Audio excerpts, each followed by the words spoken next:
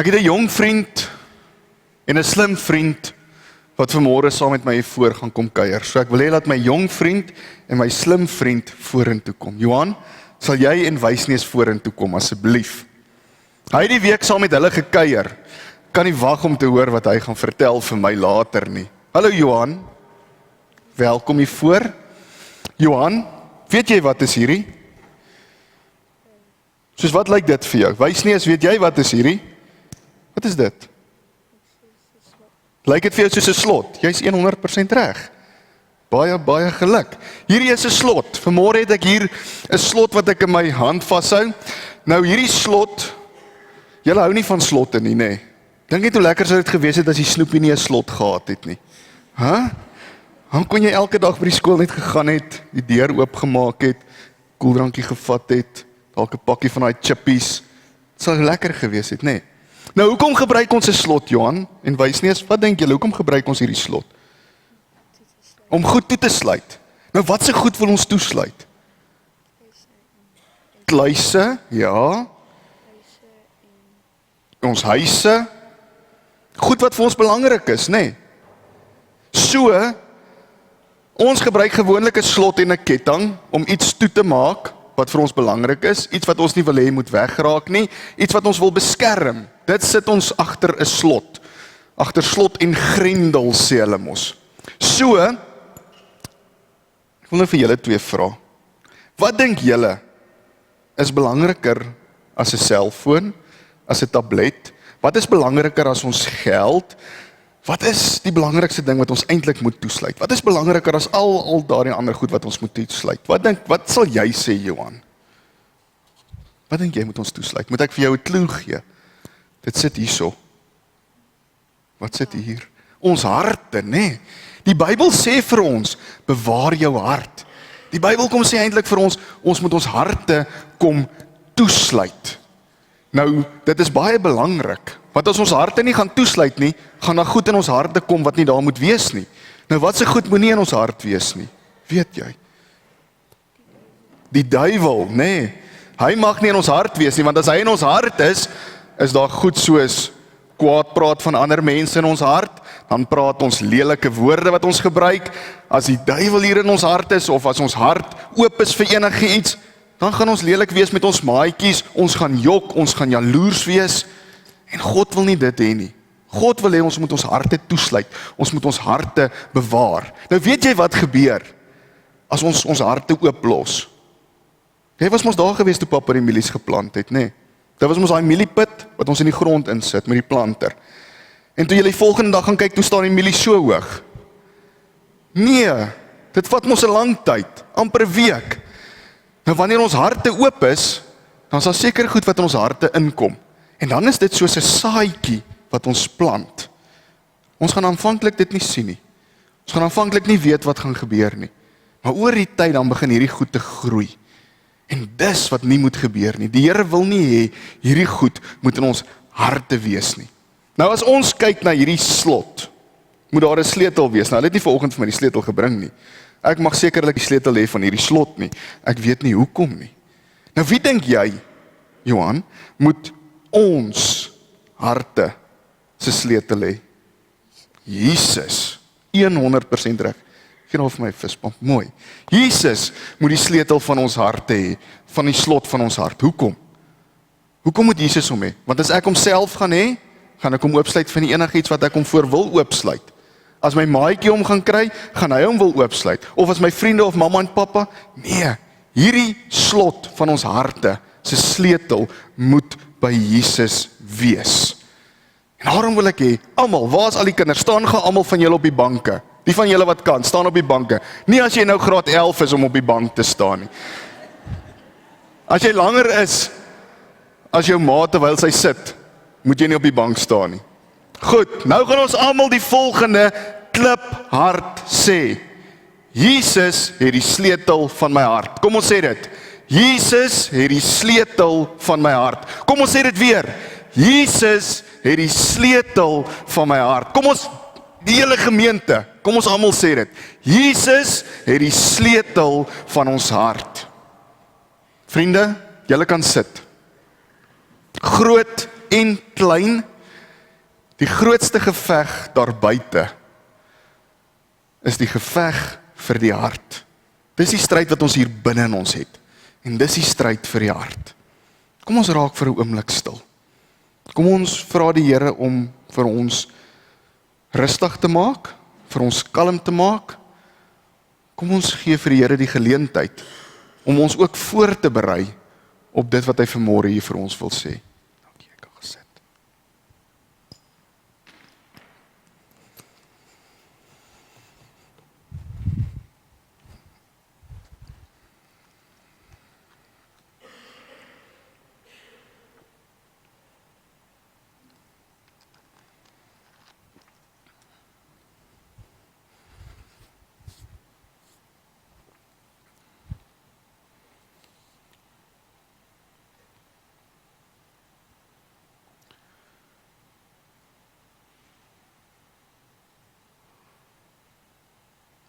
Almagtige God, Hemelse Vader, Here, ons is vanmôre hier voor U.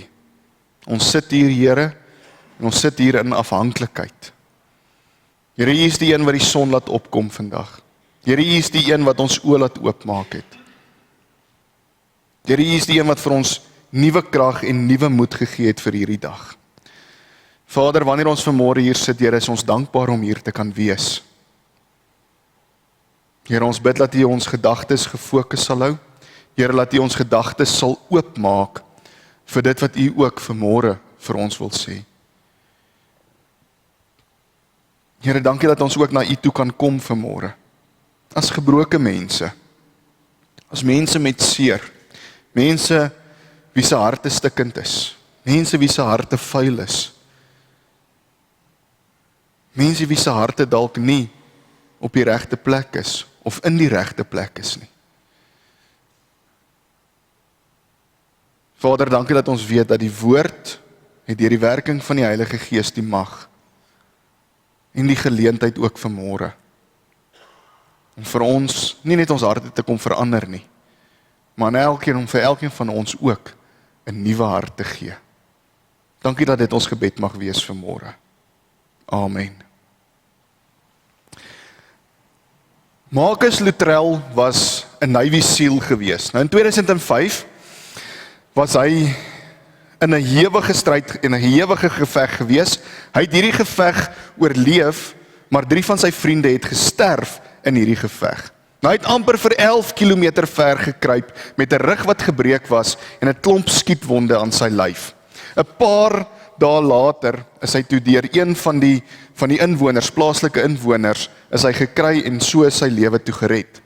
Nou Marcus se storie het my aandag getrek, nie omdat hy deur soveel goed gegaan het nie, maar oor dit wat hy gesê het. Hy het gesê, ek het gedink die grootste geveg gaan op die slagveld wees, maar ek het agtergekom dat die grootste geveg in my gedagtes was en hier binne in my hart, nadat ek by die huis gekom het.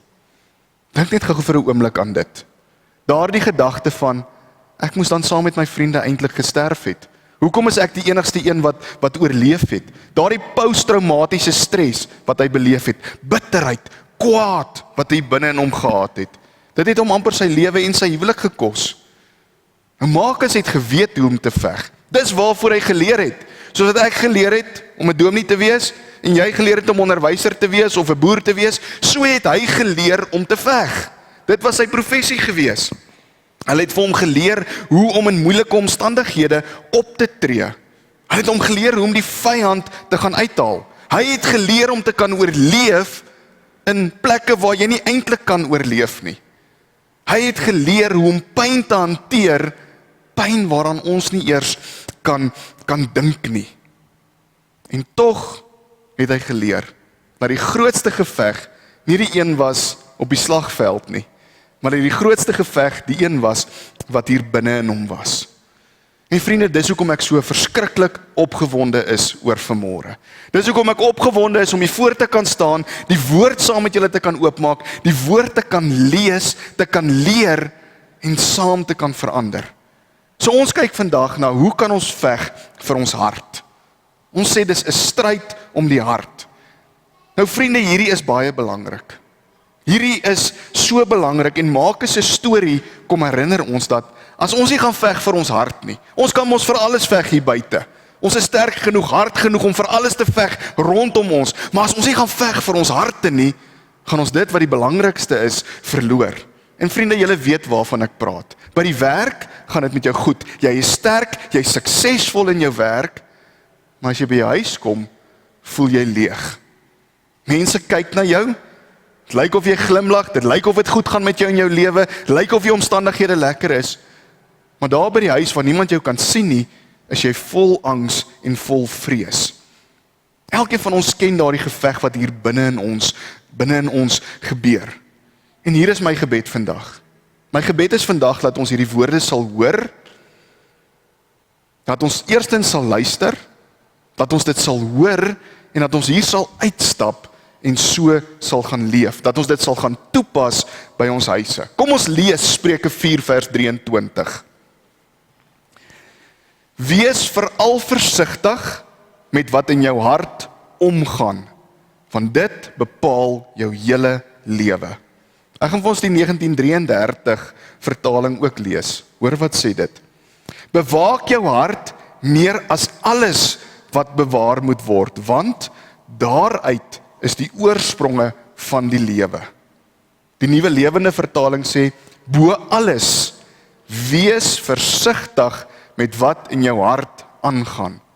Wat jy dink, bepaal alles wat jy doen. Bewaar jou hart, wees versigtig wat met in jou hart aangaan. Hoekom? Hoekom is dit so, vriende?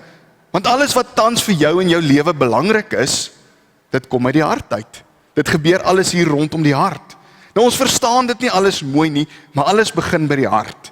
En die volgende storie gaan ek vir julle vertel en ek bid regtig dat dit julle gaan help om ook te verstaan wat ek bedoel. Nou dis die storie van 'n klein dorpie daar by die Alpe, daar in die Alpe. Nou hierdie dorpie het die pragtigste stroom, 'n spruit. Hierdie spruit word gevoed deur 'n fontein. Nou hierdie water is die helderste mooi water wat daar is, suiwerste water wat jy kan kry, die lekkerste drinkwater. Die kinders hou daarvan, sien gou hierdie prentjie, die kinders hou daarvan om so daar rondom die spruit te speel. Daar is swane wat op die water swem, die lekkerste, grootste, sappigste forelle wat daar in hierdie water swem. Alles gebeur rondom hierdie stroom. Ons kan sê alles is eintlik perfek in hierdie dorpie. Nou 'n entjie verder op boontoe op van die dorpie af, is daar 'n ou oom wat daar gebly het. Hierdie ou oom se werk was gewees om die water skoon te hou. So hy was aangestel as die man wat in beheer was van die waterwerke. So wat het hierdie oom gedoen? Hierdie oom het elke oggend, wanneer elke oggend as hy wakker geword het, dan het hy gegaan, dan het hy daar waar die fontein, daar waar die water begin, daar waar die fontein opspring, daar het hy gegaan, en dan het hy al die blare en die takke en die modder en alles daar verwyder, sodat dit skoon kan wees daar. Na 'n lang tyd, die mense het al eintlik van hierdie ou oom vergeet, kom die dorpse raad by mekaar. En hulle sê toe vir mekaar, weet julle, ons het nie iemand nodig wat die water vir ons moet skoonmaak nie. Ons het nie iemand nodig wat moet sorg dat die water reg is nie. Ons kan daai geld vir heeltemal iets anderster gebruik. So laat kom hulle die oom, hulle sê vir hom, oom, ons wil nie meer jou werk van jou dienste gebruik maak nie. Ons gaan daai geld eerder gebruik om vir ons paaie te bou ensovoorts. So die oom het opgehou om dit te doen wat hy gedoen het. Dinge het nie dadelik verander nie, maar oor 'n tyd het die water begin vuil raak. Die kinders wou nie meer by die spruit gespeel het nie. Die water het begin stink, die voëls het weggetrek, die visse het weggetrek, die mense kon nie die water drink nie, hierdie water het hulle begin siek maak. En ewe skielik hier kom die dorpse raad nou weer by mekaar. Nou sê hulle, ons besef, die probleem is nie hier nie, die probleem is daar waar alles begin, daarbo. En hier gat hulle weer op na die ou oom toe. Kom by die ou oom en smeek hom, oom asseblief, wil jy nie weer jou werk doen nie? Die ou oom sê nee, dis reg. Daar gaan die oom dadelik, daar waar die fontein is, daar waar alles begin, daar waar die water uit die aarde uitkom, gaan hy en hy vat al die blare weg, en hy vat al die takke weg, al die modder. Die water was nie dadelik skoon gewees nie. Maar soos wat die tyd aangegaan het die water weer begin skoon raak. Lewe het weer teruggekom, die visse, die voëls, die kinders het weer rondom die spruit gespeel. Alles was weer perfek gewees. Ons kan eintlik sê vreugde, lag, liefde, alles het teruggekom na hierdie dorpie toe. En vriende, hier is die punt. Hierdie dorp was afhanklik van die water, maar die water was afhanklik van die oom. Ons harte is die stroom. Ons is die oom. Nou hoekom het ek hierdie storie met julle gedeel? Vriende, ons harte is die stroom en ons is die oom. As die bron helder is die water wat stroom af is gesond. Maar as die bron besoedel is, gaan die water wat ondertoe wees ook besoedel word. Hoe dit hier by die bron gaan, dit gaan presies wees hoe dit gaan gebeur af ondertoe in die stroom. En dit is hoekom dit waaroor ons vandag praat so belangrik is. Want alles in ons lewens begin hier by die hart. Jy wil 'n gesonde huwelik hê, waar begin dit? By jou hart. Jy wil sien hoe jou kinders floreer, ouers, waar begin dit? By die hart. Jy's 'n besigheidsman, besigheidsvrou, jy wil eerlik werk, jy wil met integriteit werk. Waar begin al hierdie goed? Alles begin by die hart. Nou ons almal smag na dit. Selfs al is daar vrees in ons lewe en chaos in ons lewe, waar begin al hierdie goed? Alles begin hier by die hart. Wat sê Salomo vir ons? Hy sê vir ons, wees veral versigtig met dit wat in jou hart omgaan. Bewaak jou hart meer as alles wat bewaar moet word. So vriende, ons besef die belangrikheid van ons hart. Hier is 'n volgende prentjie. Hier is die springbokke. Hulle is besig om uit te draf op loftes. Hulle staan gereed. Hulle gaan die volkslied sing. Hoe staan hulle gewoonlik? En hoe staan 50,000 plus mense saam met hulle? So, ons verstaan iets van die hart. Ons verstaan iets van hieruit wat uit die hart uitkom. 'n Trots, 'n opgewondenheid. Ons klou ons harte vas. Ons besef dat die hart is die beheersentrum van die lewe. En dis hoekom ons mos so mooi kyk na ons harte. Dis hoekom ons gesond probeer eet, bietjie hier oefen en daar oefen. Dis hoekom ons gereeld dokter toe gaan. So as ons harte fisies ophou klop, is daar nie meer lewe nie. Maar dieselfde geld vir jou geestelike lewe ook. Dieselfde geld op geestelike vlak. En dis hoekom Jesus so baie praat oor die hart. En ek gaan nou 'n klompie verse vir julle gee. So as jy pen en papier het, skryf dit neer. Hierdie is verse wat jy moet onthou. Hierdie is verse wat jy moet gaan onderstreep. Op 'n keer is die volgende vraag vir Jesus gevra. En ons sien dit in Matteus 22 vers 36 tot 38. En hierdie is 'n vers wat ons baie goed ken. Meneer, vra hy, wat is die grootste gebod in die wet? En Jesus antwoord hom, jy moet die Here jou God lief hê met jou hele hart en met jou hele siel en met jou hele verstand. Dit is die grootste en die eerste gebod. Jesus begin by die hart. Eers met jou hart, dan met jou siel, dan met jou verstand. Dan kyk ons aan ander gedeeltes in die Bybel ook. Spreuke 14 vers 30. Ek gaan weer uit 33 vertaling lees. 'n Rustige hart is die lewe vir die vlees, maar hartstog 'n verrotting vir die gebeente. Spreuke 17 vers 22. Die 1933 vertaling. 'n Vrolike hart bevorder die genesing, maar 'n verslae gees laat die gebeente uitdroog. Jesus kom en hy kom sê self vir ons in Johannes 7 vers 38. Met die een wat in my glo, is dit soos die skrif sê, strome van lewende water sal uit sy binneste vloei. Strome van lewende water sal uit sy hart uitvloei, as dit in so wil vertaal. Efesiërs 3 vers 17, dat Christus deur die geloof in julle harte sal woon en dat julle in die liefde gewortel en gegrondves sal wees. En so kan ons aangaan en deurgaan deur die Bybel. Elke keer kom dit terug na die hart toe. Dit is asof God iets vir ons wil sê, iets wat ons maklik vergeet. 1 Samuel 16 vers 7, nog 'n baie bekende gedeelte. Maar hy sê vir Samuel, moenie na sy voorkoms of sy buitengewone lengte kyk nie, want ek het hom nie gekies nie. Die Here kyk nie na dieselfde dinge as die mens nie. Die mens kyk na die uiterlike, maar die Here kyk na die innerlike. Die Here kyk na die hart. So die Bybel kom wys vir ons hoe belangrik die hart is. Maar aan die ander kant kom die Bybel ook. En die Bybel kom wys vir ons die slegte gedeelte. Die Bybel kom wys vir ons dat hoe siek die hart ook kan wees. Markus 7, vers 21 tot 23. Hoor mooi. Van binne af, uit die hart van die mens, kom die slegte gedagtes. Onkuisheid, diefstal, moord, oorspel, hebsug, kwaadwilligheid, bedrog, losbandigheid, afguns, kwaadpratery, hoogmoed, ligsinnigheid, al hierdie slegte dinge kom van binne af, en dit maak 'n mens onrein. Lukas 21 vers 34, weer die 33 vertaling. Maar pas op vir julleself, dat julle harte nie miskien beswaar word deur swelgery en dronkenskap en die sorge van die lewe nie, en dat die dag julle skielik oorval nie. Nou van watter dag praat hulle hier? Hierdie dag wat ons skielik oorval nie. Dis die dag wat die Here weer terug gaan kom. Dis die dag wat Jesus gaan kom. Hy sê moenie laat hierdie dag jou omkant vang nie. 'n Ander vertaling praat van jy gaan vasgevang wees in 'n vangnet. En vriende, hierdie is iets wat die vyand weet. En die vyand is meer as gelukkig om hierdie geleentheid te gebruik en hierdie geleentheid te benut.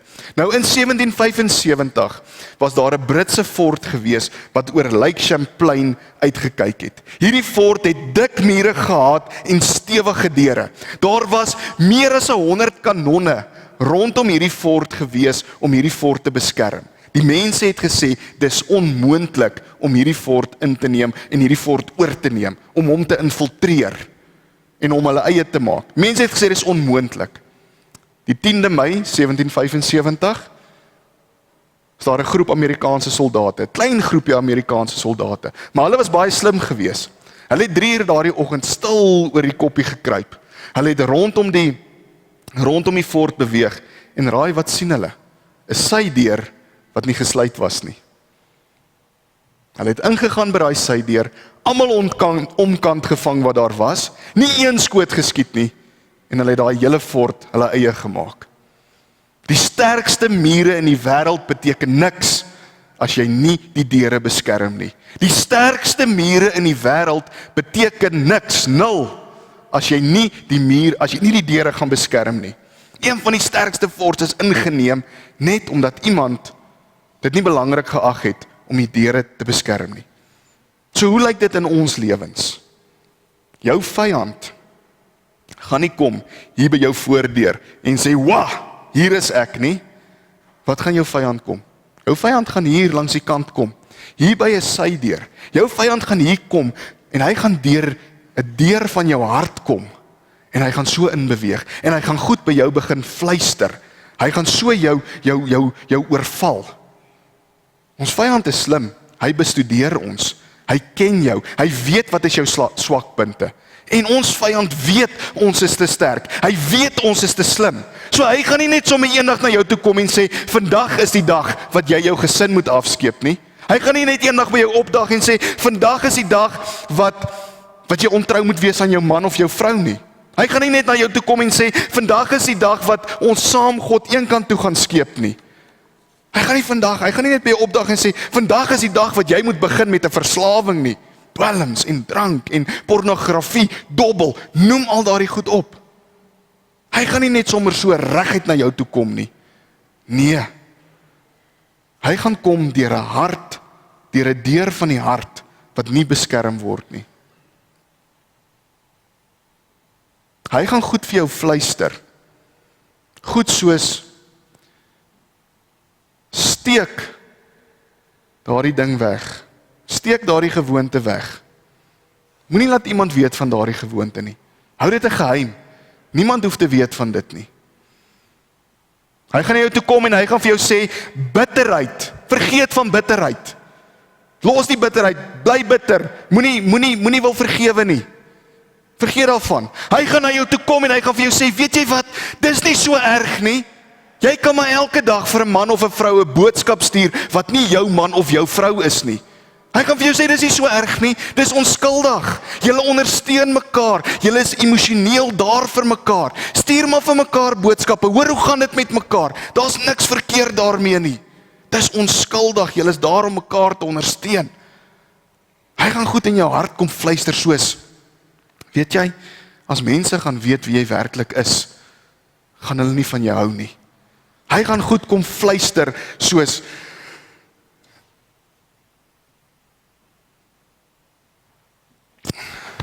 jy weet wat hy vir jou fluister. Jy sit dalk vandag hierso. En nie een van hierdie goed wat ek nou omgenoem het nie. Jy weet wat sy besig om vir jou te fluister. Hy kom fluister hierdie goed vir 'n hart wat nie beskerm word nie. En vriende, oor 'n tyd gaan jy gewoond raak aan dit. En jy gaan gemaklik raak daarmee. En jy gaan dink, ag, dit is nie so erg nie. Maar jy gaan een oggend wakker word. En jy gaan vir jouself sê, ek is bitter spyt, ek het dit gedoen. Want hierdie goed was nie die moeite werd gewees nie. En vriende, dit is hoe die vyand werk.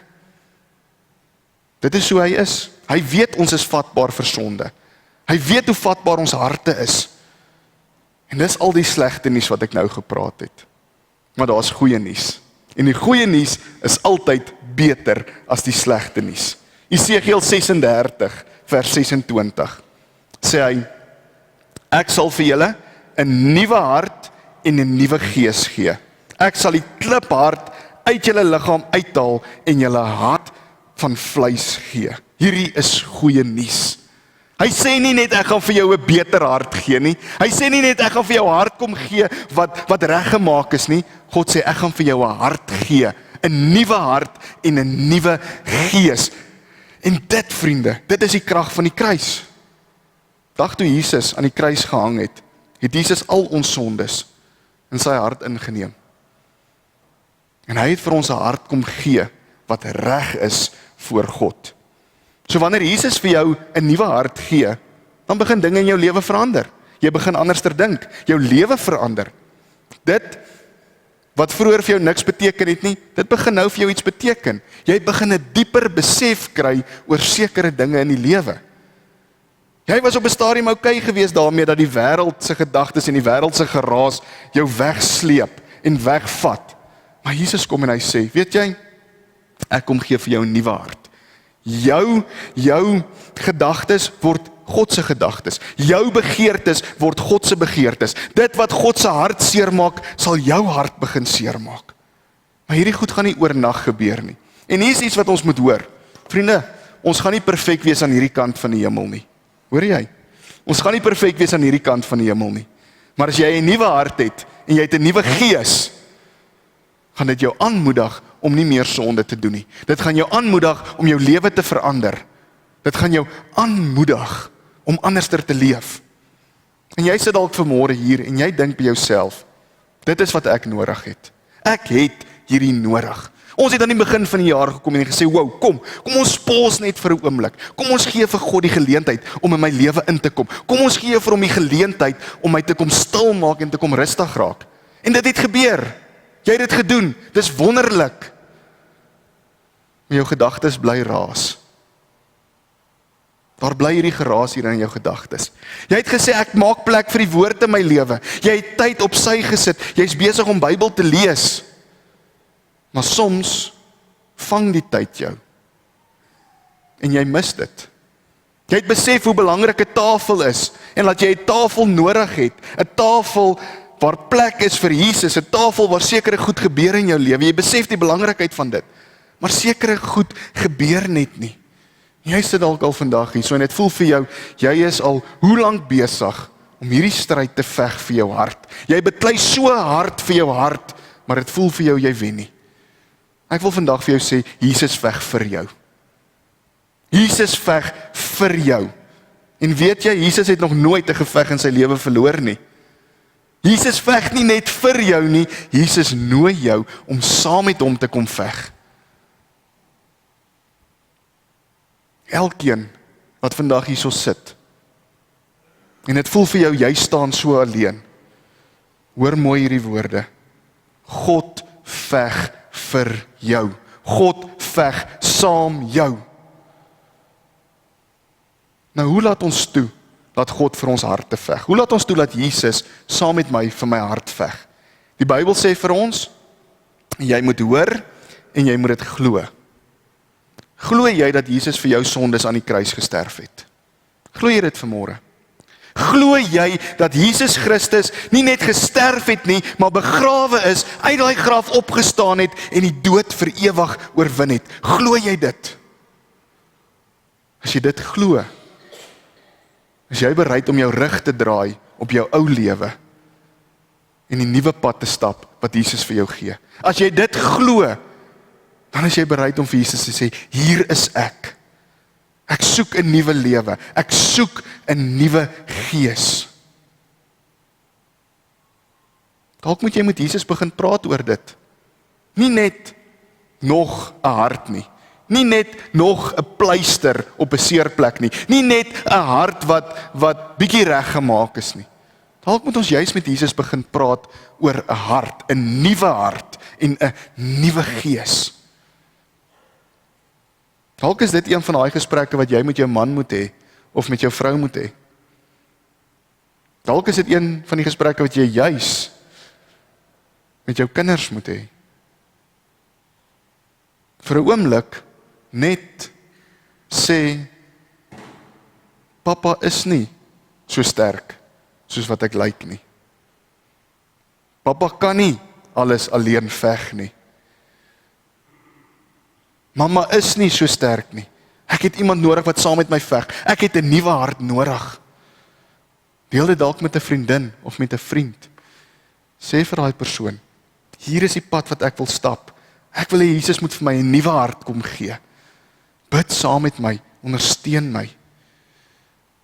Jy sit dalk vanmôre hier en jy is gereed om te sê, Jesus, red my.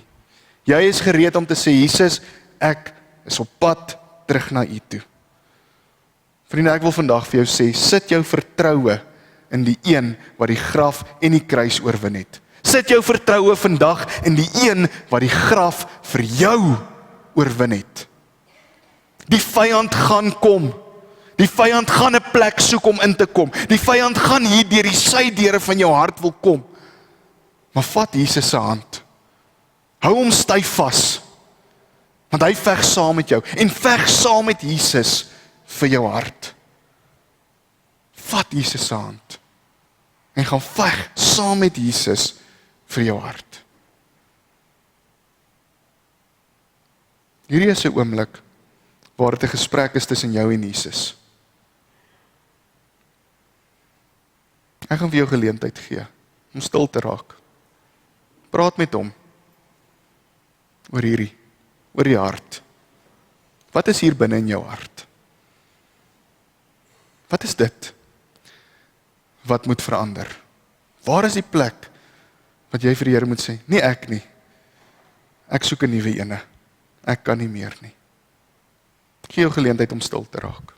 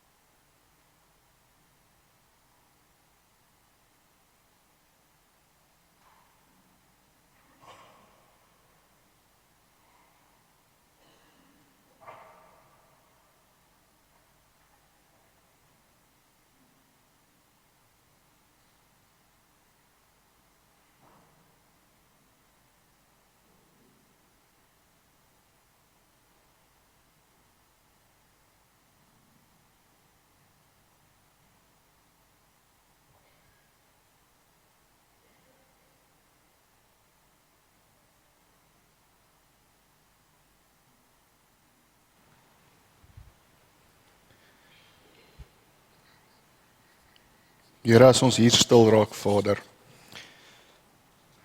is ek vir een ding dankbaar. En ek is dankbaar, Here, dat die Heilige Gees nie besig is om hartoorplantings te doen.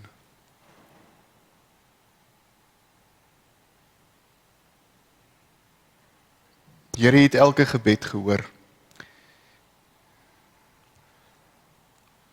Here het elke smeekgebed, elke skuldbelydenis het U gehoor vandag. Vader, kom verander, kom vernuwe elkeen se harte vandag, Here. En dan bid ons ook, o Vader, dat U deur die bloed van Jesus Christus sal kom in ons hart se kamers, ons hart se deure, ons liggaam sal kom toevou, sal kom beskerm, Here. Dankie dat ons weet, Vader, dat U linie slaap nie. U sluimer nie in nie en U slaap nie. Dankie dat ons weet, Vader, dat U laar trek om ons, dat U ons beskerm. Maak nie saak waarheen ons gaan nie, dat U ons beskerm. En ek bid vir daardie beskerming vandag, Vader. Want hierdie lewe met sy geraas en sy gejaag kan so maklik maak dat ons 'n deur ooplos en vergeet om 'n deur toe te maak. En ons weet dis waar die vyand inkom. Want die vyand is te bang om vir ons reguit van vooraf aan te vat. En daarom kom hulle deur goed in ons gedagtes te fluister, deur goed in ons harte te kom fluister, Here. En daarom bid ons vir U beskerming. Dankie dat U altyd daar is, Here. Dankie dat U alomteenwoordig is. Vader, dankie dat U ons nooit los nie.